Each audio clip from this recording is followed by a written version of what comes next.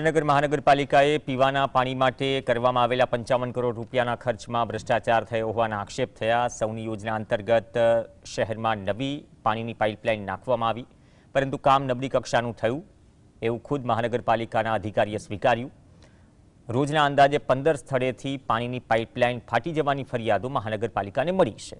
સવાલ એ ઉઠી રહ્યો છે, આવી તો કેવી પાઇપલાઇનને આવતું કેવું કામ? હવે ફરીથી પીવાના પાણીની પાઇપલાઇન માટે 29 કરોડ રૂપિયાનો ખર્ચ કરવાના બજેટની ફાળવણી મહાનગરપાલિકાએ કરી છે, જેના કારણે વિકાસના કામોમાં ફરી ભ્રષ્ટાચારની ફરિયાદો ઉઠી રહી છે। દરેક વોર્ડમાં ટીમો બનાવી અને લીકેજની કામગીરી સત્વરે હાથ ધરવામાં આવે છે, પરંતુ રોજના 15-17 લીકેજો પર ડે થતા હોય એટલે રોજની કામગીરી કરે છે। નવા લીકેજો ઉત્પન્ન થતા એટલે ફરિયાદો આવતી હોય છે। નગરપાલિકા દ્વારા એનો તાત્કાલિક નિકાલ કરવામાં આવશે।